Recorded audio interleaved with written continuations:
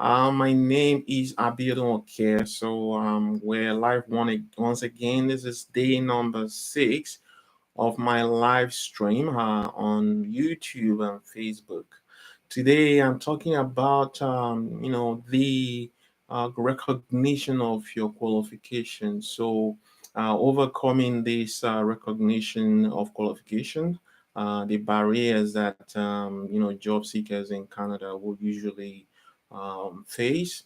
You know what? I do remember when I was still in my home country, I actually discovered supply chain management profession when I got my first job in the oil and gas industry. And you know what?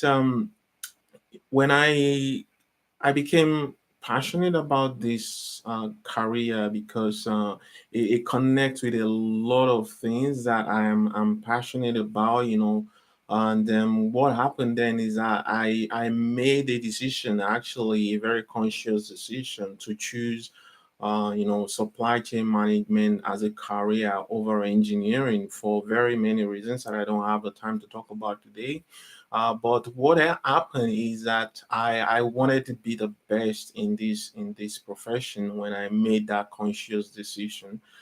Because I always want to be the best in everything. I want to excel in my career. So what I did then was that while I made that decision, there were some challenges. Obviously, there were no mentors, visible mentors in supply chain management. They're there.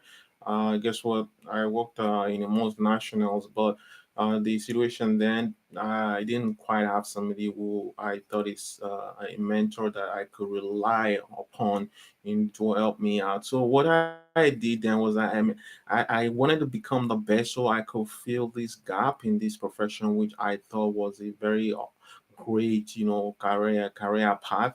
Even at that time that I'm talking about now, I'm talking about 2002. There was even no formal education in supply chain management in my home country then, as you could imagine. What I then did was I started researching about supply chain management, and I discovered there is a global certification in project management, which is very, very related to supply chain. Then there was also the MSIPS. MSIP is actually the Charter Institute of Purchasing and Supply Management. That's a UK based professional association. I happen to have access to some resources, that could help me to develop in that path. So I put all my resources, my salary, I put all of these things together and then pursued these two global certifications. And you know what? In 2008, um, I actually obtained my first global certification, which is project management professional. Yeah, that's about 10 years ago right now. If I remember at that point, when I was trying to do this thing, get a certification as a PMP was crazy because how many years of experience do I actually have? I have an experience basically in contract management. But despite all these challenges, I was actually selected to, I was selected for audit, when I put in my applications. And, the audit process is just okay. I needed to provide some more evidence about, my qualification or my experience to be able to apply to that certification. I did. I passed the audit. I wrote the exam and I succeeded. 2008, I got my PMP. I followed up with supply chain management certification, which is the MSIPS. MSIPS is global, is international, is recognized in several, continents. Africa is recognized in Europe, recognized in Asia, in the Middle East. So it was a big deal. And it took me about 3 years, but it was worth it because when I really compare it with the sweat, blood, and tears it takes to get a certification in my career, in my profession here in Canada, you will realize what I'm talking about. Not to talk about the comfort of having a job when I was doing those certifications. I had a source of fun. Well, the bad news, for those who probably are, as they're here already, is that maybe it's not possible for you to get those certifications without that sweat, that tears. And what I call tears is, you're paying this fund towards certification without, any hope that you're gonna get a job, but you're putting those efforts in there.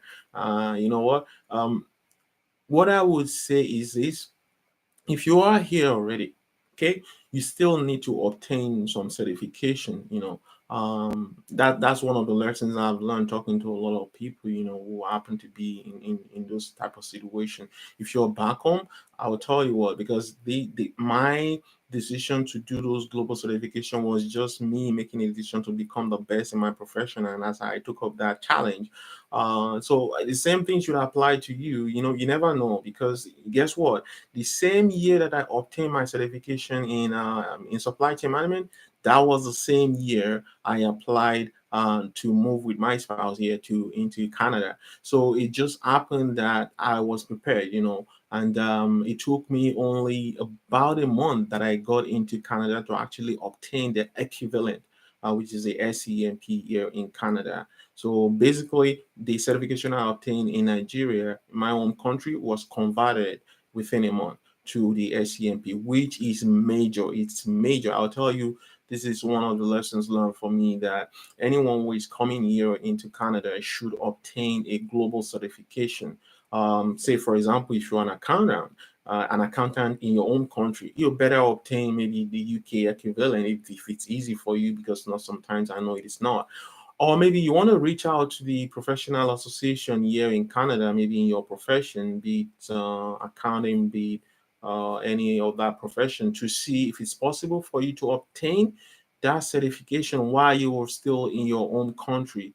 Well, guess what? If it's not possible, well, you can come, but once you land, well, the one thing you want to do is to see what is the certification that you can obtain within maybe a year period, because there are a lot of certifications. There are some that you could get it within a month. I mean, within a year. I'll focus on that. If what I did when I was in my own country is, I know PMP takes me 6 months. If it's possible, I can get within 6 months. Whereas the MCC supply chain management one takes 3 years, because there are three modules. It's intensive. So what I did, I made PMP, my priority at that time. So within a year, I actually got my project management certification. So the same thing you should do here. Look for those certification that are close to your profession, or that are equivalent, or that are ally, to your profession, and then do those certification. The earlier you're able to get those type of certification, the better. Because tell you, I know there is a particular program where they do this recognition of qualification. For me, I don't think it could have worked for me, because nobody even asked for those things. I see people writing that in their resume, or they got the province equivalent to that particular professional certificate. Nobody asks for that. If you look at the job description, there's nothing like that. They would ask for your certification in your career. Say, for example, if you're applying to supply chain management role here in Canada, they will tell you they prefer somebody that has supply chain management certification with SCMP or a PMP, or whatever. But to like your equivalent recognition of your education back home, forget it. So that's why you need to make sure that you get a global certification. If you're still back home, you have that opportunity. I say go do it now. If you are here already, try to get something that is close, that takes less, that is less intense, doesn't take that much time. Put your effort into that. Now, there are some type of professionals who are, like they call this the regulated professions, which might not really apply. Some of these things I've said might not apply to you. Like maybe you're a doctor, you're a lawyer, or you're an engineer, where you need to actually, like, you're starting from the scratch, basically. And it takes 3, 5 years or whatever, for you to be able to actually practice your career. So what I would say is this: why you actually have a lot of experience from your own country. Some of this experience are management experience. They are transferable skill set. If it is possible for you, why don't you get a certification in some of these transferable skill set? I've seen doctors who came into Canada and they're practicing supply chain. They obtained the certification in supply chain. I mean, I've actually had some discussion with some of them, and they tell me, what, I'm still getting my certification in maybe medicine or whatever. But guess what? I have this. I can work, and I'm moving on until I'm able to get my my qualification, or the recognition of my certification or qualification in medicine. So what I'm saying is, it is possible that you could get your foot in the door. You just need to be strategic on how to overcome this recognition of qualification barriers. It's real. It's one of those major barriers that job seekers in Canada will encounter. I hope this is valuable. I always appreciate if you share with your colleagues, your friends, your relatives who are coming into Canada, or who are already here and they're still kind of struggling. The struggle is real. This is why I create these videos. I'm putting this information out there so people will know that this is how they can, go about getting their foot in the door and break into their profession or desired profession here in Canada. Don't forget to make comments as well. If you do have questions, so let me have that in the comment, and then I will be able to reach out. You have yourself a great week. Today is the May 6th, uh, the day 6 of my live stream video challenge. I hope you find it valuable. Thank you so much, and we'll see you tomorrow. Thank you.